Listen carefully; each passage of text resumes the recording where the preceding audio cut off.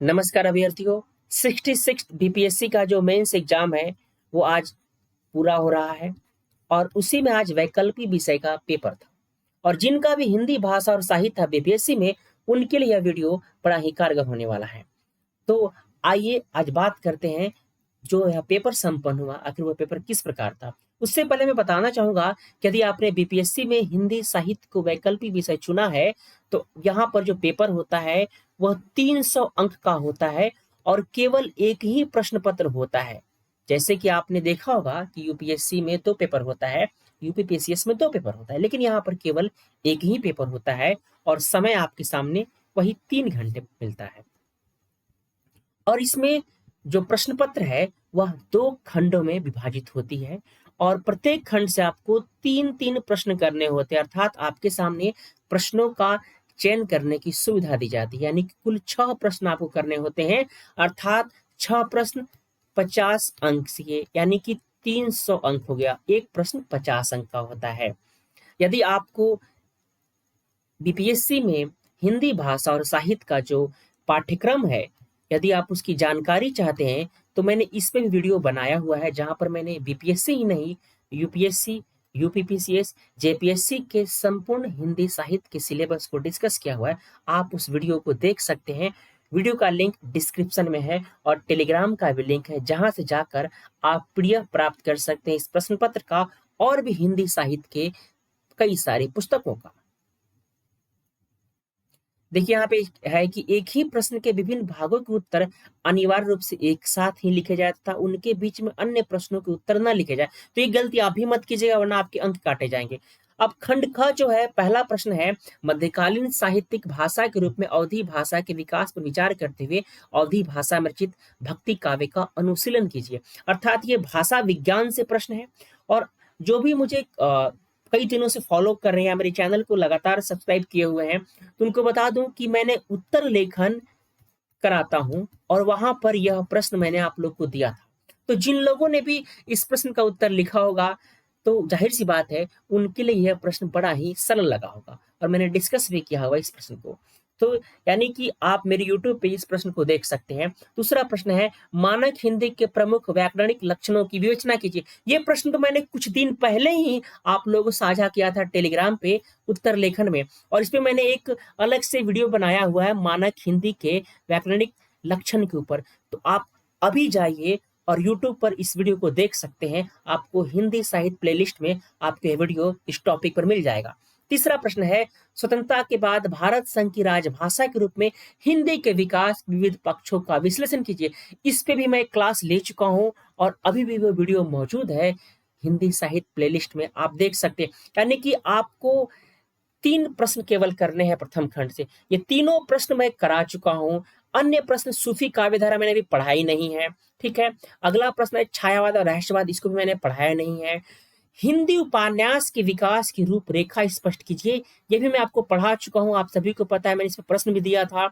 आप प्लेलिस्ट में जाकर उपन्यास का अलग अलग अलग से प्लेलिस्ट है, जिसमें मैंने कई उपन्यास पढ़ाया आप लोगों को। इसमें झूठा सच है यशपाल की, दिव्या पढ़ा चुका जो यूपीएससी में है, और जो बीपीएससी में है अज्ञे जी की रचना, वो भी मैं आप लोग को पढ़ा चुका हूं। तो उपन्यास का जो प्लेलिस्ट है आप वहां पर जाकर यह देख सकते हैं। तो आपके सामने 6 प्रश्न है। आप चाहे तो इन प्रश्नों में तीनों जो भाषा विज्ञान के प्रश्न है आप उसको भी कर सकते हो, क्योंकि मैंने इसको पूरा पढ़ाया हुआ है, ठीक है। इसके अलावा आप चाहो तो कोई भी प्रश्न अन्य मतलब आप चयन कर सकते हो। आपका यदि काव्यधारा, सूफी काव्यधारा आपको मैंने आपने पढ़ा है, उसको आप कर सकते थे, ठीक है। पर मैं तो आपसे कहूंगा कि आप बिल्कुल भाषा विज्ञान के प्रश्न कीजिए, यहाँ पे अंक मिलने में ज्यादा संभावना होती है, ठीक है। तो आप 6 प्रश्न आप लोग के सामने था, 3 ही प्रश्न आपको करने होते हैं और 50-50 अंक के होते हैं, अर्थात यहाँ पर आपको शब्द सीमा लगभग 600 रखनी होगी। अब हम खंड ख में जाते हैं। कबीर की प्रासंगिकता की युक्ति युक्त मीमांसा कीजिए। कबीर पे तो मैं कई क्लासेस ले चुका हूँ और मैं कई बार डिस्कस किया हूँ। कबीर को लेकर मैंने व्याख्या भी करवाया है और कबीर से संबंधित कई प्रश्नों पे मैं आप लोगों से बात कर चुका हूँ। तो यहाँ पे ये प्रश्न मुझे नहीं लगता कि आपको कोई कठिनाई महसूस हुई होगी।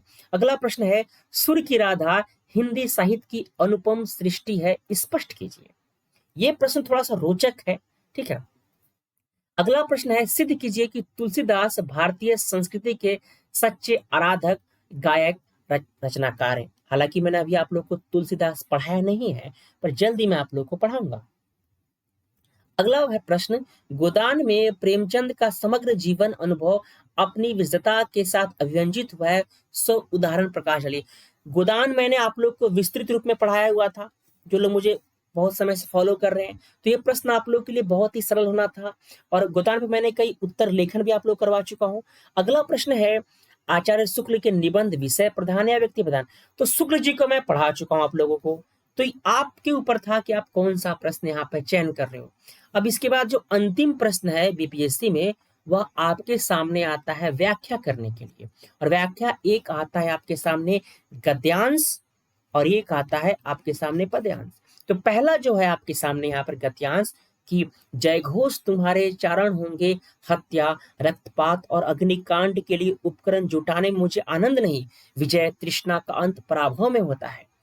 अलछेंद्र, राजसत्ता सुव्यवस्था से बढ़े तो बढ़ सकती है, केवल विजयों से नहीं, इसलिए अपनी प्रजा के कल्याण में लगो। आप सभी को पता है, ये जो गद्यांश है, ये जयशंकर प्रसाद की जो रचना है चंद्रगुप्त, वहां से ली गई है, आपके सिलेबस में मैं भी इसको पढ़ा चुका हूँ। इसके अलावा आप देख सकते हैं, जो अगली जो पंक्ति है कविता की पद्यांश है, वह है गजानन मानव मुक्ति बोध की रचना अंधेरे में, देख सकते हैं। तो ये भी कविता आपके सिलेबस में है, मैंने इसको पढ़ाया नहीं है, मैं पढ़ाऊंगा। तो इस तरह बीपीएससी का जो पेपर है बहुत ही सरल है, इसे कठिन नहीं कहा जा सकता है। हाँ, यदि आपने उत्तर लेखन का अभ्यास किया है तो आप बहुत ही बेहतर अंक ला सकते हैं। तो ये था 66 बीपीएससी का जो हिंदी भाषा और साहित्य का पेपर जो अभी संपन्न हुआ है, और मैं इसकी विवेचना कर रहा था। आपको हिंदी साहित्य से जुड़ा हुआ कोई भी सवाल है, आप निसंकोच मुझे कमेंट्स बॉक्स में छोड़ सकते हैं।